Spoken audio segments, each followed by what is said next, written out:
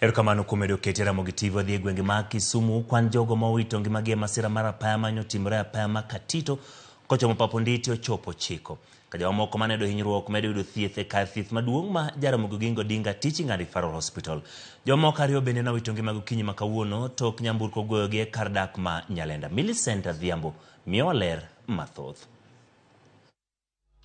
E kar yudo thieth maduong' ma Ramogi e boma ma Kisumu, e wod jotuo masiche mapoya, wayudo Irene Mondi, ma en achiel kuom ji ochiko mane otony e lak tho e masira makoch mane otimore apaya ma Katito Pap Onditi e sub county ma Nyakach. Amondi, mane masira no oweyo kod hinyruok e fund bamne kod aluora mar dhoge, leronwa kaka masira no nyojukogi. Garinga mokalaero.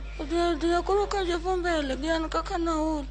Abet gi gari ta aketo wiya kama ewi gari kama e kom. Aninda to gima winjo. No wai. Ui. To ka nini na wafanya. Tanda no gari mbele gachwa kama.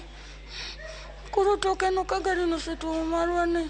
To anakia kaka biro kae. Ondamo machuok kowuok kuom Amondi, wayudo nyadendi Consolata Anyango kod wuode ma jaiga achiel gi nus kadhi nyime kod yudo thieth bang' tony e lak masira onogo. Gimere ma e chunye, Consolata kod wuode ma masira no nyoweyo kod obwongo mokuot. Leronwa ni nyaka ne rwake od thieth, wuode poko elo kata wang'e. Noidho Nissan to lori ne biro to tiende no muoch mo lose control mo biro kuma ne wantiere mo odonjo kuomwa ma ji mang'eny no hinyore kata ambe na hinyore kaachiel gi nyathina makoro nyathina sani pok pacho duogo. Consolata kod Amondi gin moko kuom jotuo ochiko madhi nyime kod yudo thieth kaka ileronwa kod jatelo maduong' mar Ramogi Oginga Odinga Richard Lesiampe kod laktar mochung' ne masiche mapoya Charles Omogo. Nyoro godhiambo ne kane wachopo e mochari ma Nyakach kacha kaka ne wasetieko response ne wayudo ka ji 7 emani e mochari monindo koting'o nyathi achiel gi mine 2 to gi chuo 4. Ka wamedo gi 2 mana ochako thogi to koro wayudo ka namba gi ochopo 9. We received 11 victims of the road accident that happened in Nyakach. Out of the 11, 1 passed on in the hospital and 1 was brought in dead.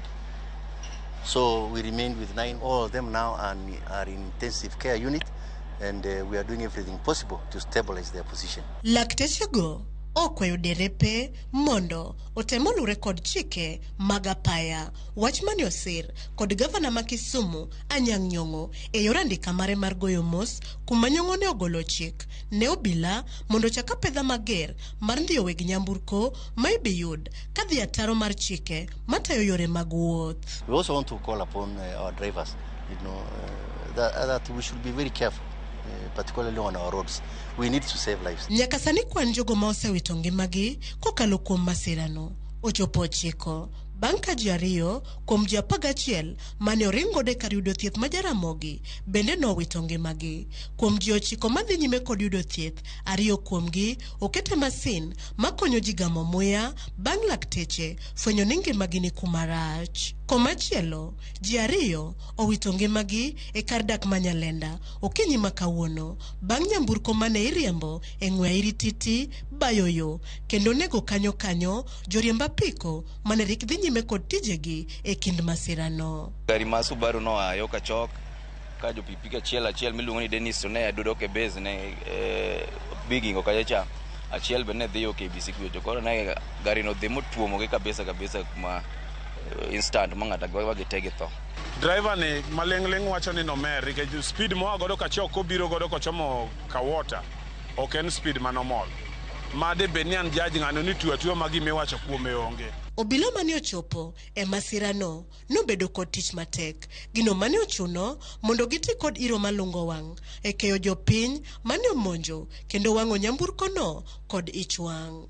Apisa mochung' ne weche apaya E alwora ma Nyanza, Alan Mwangi oyango masira no kendo lero ni derep nyamburko no dhi nyime gi yudo thieth Jaramogi e kinde ma pod gidhi nyime kod nonro. Millicent Adhiambo, Ramogi TV, Kisumu County. Masinde mag wang' dede apeyni mopogore opogore pacho ka oseduoko piny kwan masiche mag apaya.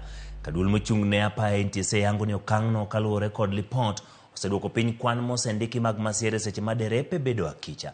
Director duol mag NTSA Andrew Kiplagat wacho ni wang' dede go osekonyo duoko piny kwan masiche gi kwan atamalo 50.